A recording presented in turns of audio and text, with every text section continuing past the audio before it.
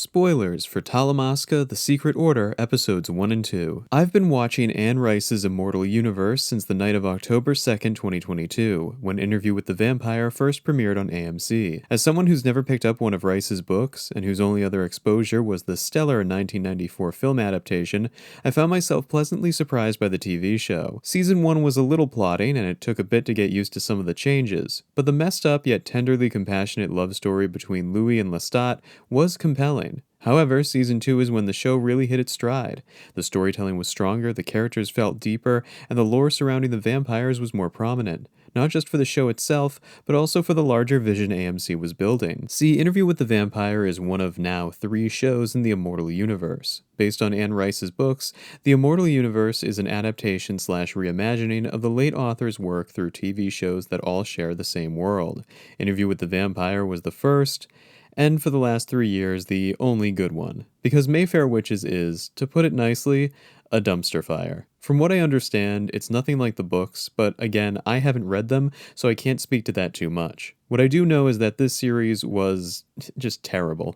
So bad, in fact, that I had to drop it after Season 1. Everything about it, from the acting to the writing, was some of the worst slop I've ever subjected myself to of my own volition. And I've seen all 8 seasons of Fear the Walking Dead, which was also made by AMC. Look at that. But there was one compelling element about Mayfair Witches that I wanted to see more of in the Immortal universe: the Talamasca. A secretive organization that observes and occasionally interferes with the world of immortal beings, the Talamasca were a core part of Rowan's journey in Mayfair Witches Season 1, but their presentation left a lot to be desired. It felt disorganized, messy, and like a half-hearted version of something that had all the trappings of a compelling, overarching force to be reckoned with. Despite Mayfair Witches not doing a good job at introducing them, the idea of the organization was always interesting to me. Not interesting enough to get me to watch Mayfair Witches Season 2, of course, but there was just the right amount of intrigue to give me hope the Talamasca would be more readily explored in the future. I somewhat got my wish in Interview with the Vampire Season 2 when one member of the organization, Raglan James, approached interviewer Daniel Malloy to feed information back into the group. They were also responsible for several edits and omissions to the in-universe Interview with the Vampire book, something that signified they were going to have a much larger role moving forward. And this larger role has seemingly been fulfilled with Talamasca: The Secret Order. Now, I've only seen the first 2 episodes of the show as of recording, so I can't say for sure how well the overall quality of the series is going to be.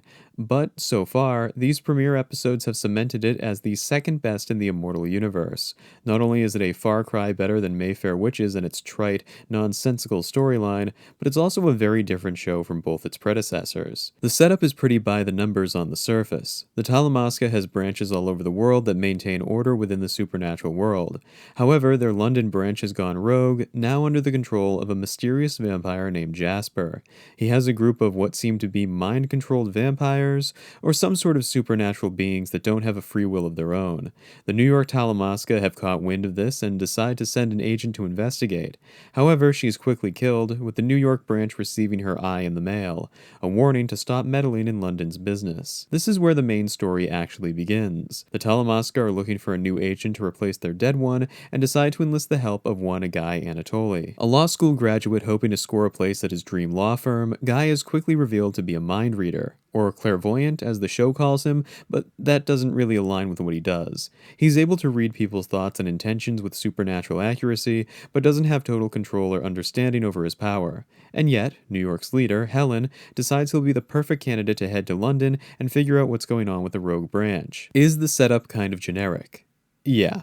I mean, the fish out of water character's name is Guy. You can't really get more on the nose than that. But the first 2 episodes managed to sidestep a lot of easy, generic pitfalls to tell a compelling story, or at least offer a compelling beginning to the show. Now, Talamasca: The Secret Order is the only show in the Immortal universe not based on a previous work by Anne Rice. The whole story is original to the Immortal universe, which means it needs to employ a careful balancing act when it comes to its exploration of different ideas. It needs to be engaging on its own, while also respecting the established established lore in the previous shows. And not only do I think it did a good job, but I also think this has potential to be an awesome mainstay to this horror universe. Having said that, Talamasca the Secret Order is not a horror series like its predecessors. At least, that's not the impression I got from the two-part premiere. While there are horror elements in the show, as expected of a Rice-based series, it's really more of a spy thriller with a supernatural backdrop. Episode 1 acts as the foundation, acclimating this young protagonist in over his head to a new world of secrets and espionage. Episode 2 is when his mission begins, involving everything from tailing marks to small mysteries that complicate what's supposed to be a fairly straightforward assignment.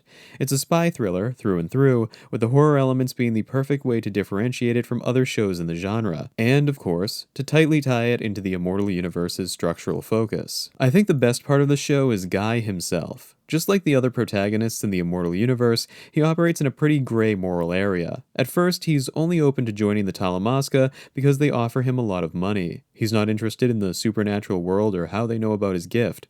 All he wants is a steady paycheck so he can move out of his rundown apartment. Soon enough, he discovers that the Talamasca have been part of his life the whole time. They were the ones who gave him to his adoptive parents, as revealed in a kind of awkward scene if I'm being honest. But the series does establish that Guy's biological mother is alive, as revealed by Daniel in a really cool cameo. I don't know, I just like how Guy found out such important info from the guy who wrote Interview with the Vampire in-universe. It helps bring everything together in a way that makes the world feel lived in.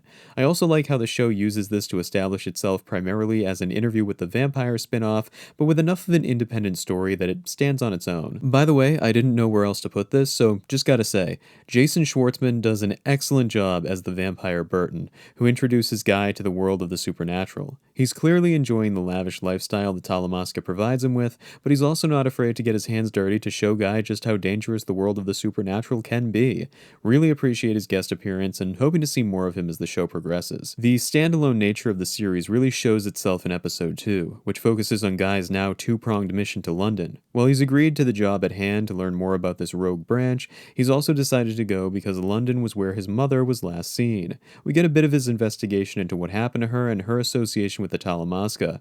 It's pretty neat since it shows that, whatever her relationship was to the organization, there was some level of strain that led to her getting terminated. But it seems like a lot of the familial stuff is being saved for later in the season, which I'm happy to wait for, especially since episode 2 needed to be an establishing anchor for how the rest of the show will play out. And I personally believe episode 2 was where the show hit its stride. Guy goes undercover selling pamphlets outside a shady strip club by day, while waiting for a Talamasca signal that will lead him to uncover more about what Jasper's plans are. There are two standout sequences in this episode, both of which are so intense and downright bizarre that it feels like a perfect fit for the Immortal universe. Guy ends up getting romantically involved with a girl named Kevis, at least I think that's her name, meeting her at a bar, then later hooking up with her. But in between that, there's a point where he's in a nightclub with her, and they're approached by another woman. He ends up kissing both her and Kevis, and they kiss each other. It's a really weird scene, and afterwards it's heavily implied both women already know who he is.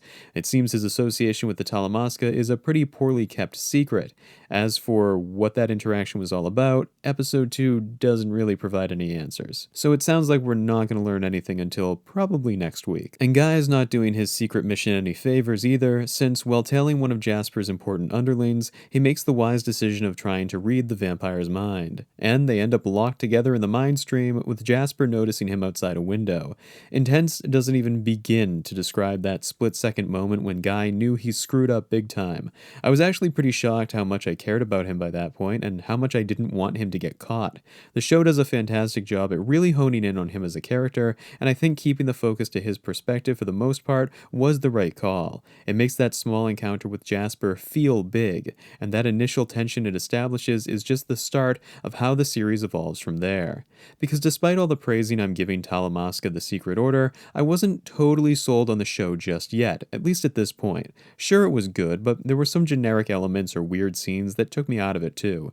It was on the precipice of needing to prove that it was worth more, at least to me. And, lo and behold, it managed to do just that when it came time for episode 2's ending. You wouldn't believe how much my jaw dropped when Guy is following Jasper's right-hand man to an apartment, only for him to find both the man and Kevis dead inside. Kevis hanging from the bathtub, the dude whose name I forgot with a huge gash in his neck. The build-up to it was intense, with the veneer of a spy thriller, and then, when Guy does get to the apartment, it hits you with a scene straight out of a horror movie. What a perfect way to remind us of just how frightening the Immortal universe can get at times. Of course, with there still being 4 episodes left, there are a multitude of dangling mysteries. We still don't know everything about the 752, a mysterious organization, other than they're real and they're in London. There's some hints about what their true motives may be, but I have a feeling there's a lot we haven't seen yet. There was also this giant book in Kevis's backpack that it seemed this guy whose throat got slashed was looking for.